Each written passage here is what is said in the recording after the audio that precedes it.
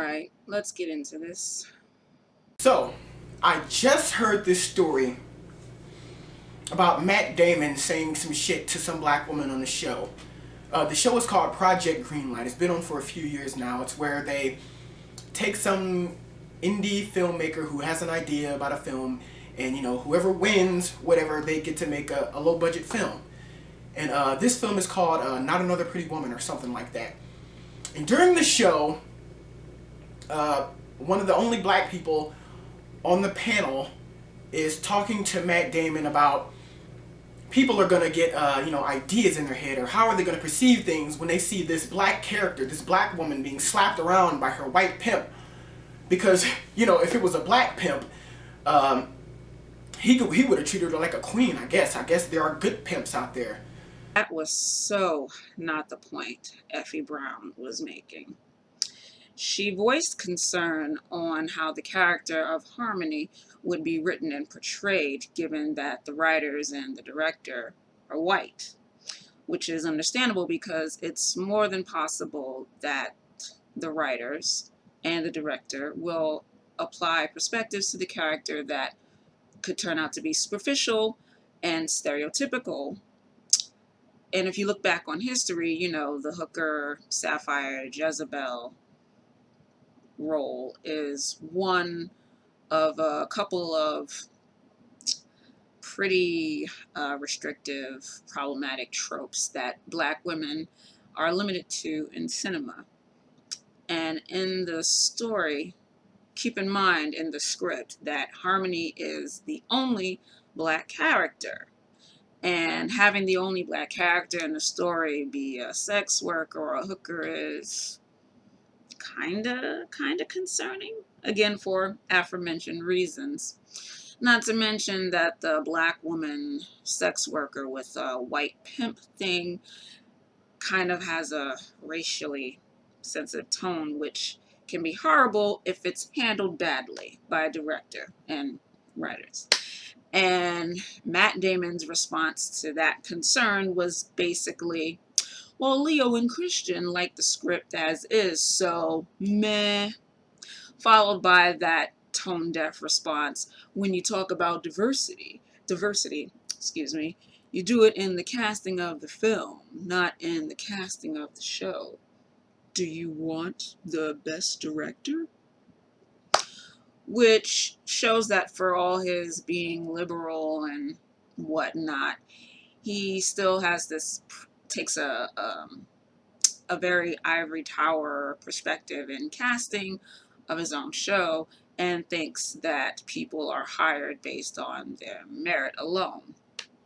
I was almost waiting for him to throw in a comment about whether or not he should make a diversity quota or something. If you care about having a diverse acting cast for a movie, why would you not care about assembling a diverse group of writers, producer, cameraman, etc., and etc., or even a director for the show? The two statements that he made in that white splaining response pretty much canceled each other out. And that's not to say that white writers aren't capable of creating POC characters, or that white directors aren't capable of directing people of color and POC narratives. Remember, Steven Spielberg directed The Color Purple, and that was a damn great movie. One of my favorite comic book characters is Agent 355 from Y the Last Man, and that's a comic book story written by a white guy, Brian K. Vaughan. Go read Saga. It really looks like the basis of what Effie Brown was saying was just flew over dude's head, and that he just misconstrued what she was saying and the reason why she was saying what she was saying.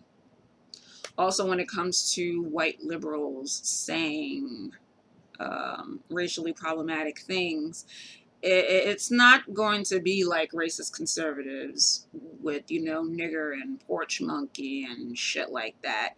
It's usually going to come at people of color via paternalism and a lack of self-awareness and thinking just because they're liberal that they don't have any internalized biases. So when something is brought to their attention, they become uncomfortable and they're very likely to become defensive about it, which is pretty much how Matt Damon behaved.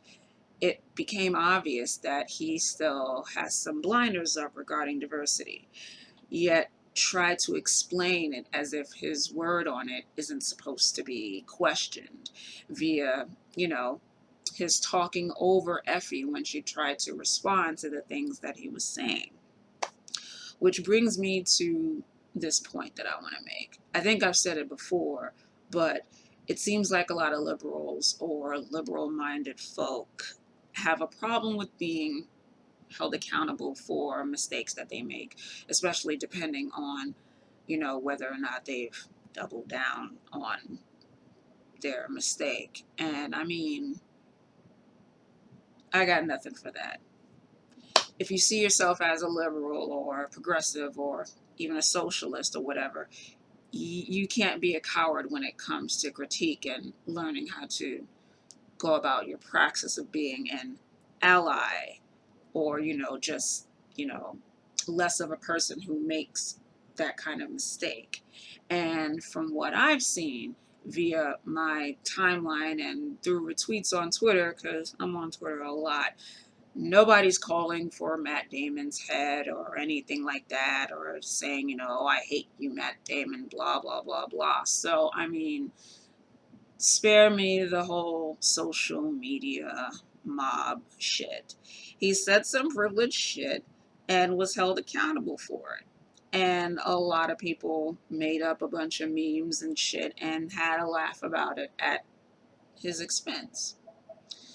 You know, and the same thing happened to Stephen Amell, the guy who plays Arrow. I enjoy Matt Damon's acting. I'm still a fan of, you know, a few of his movies. And I think he needs to stay on top of himself in regards to understanding what diversity means. And that's pretty much it. I mean, you can be a fan of someone and still hold them accountable for certain mistakes that they make. The two aren't mutually exclusive. So that's it. Have a good weekend.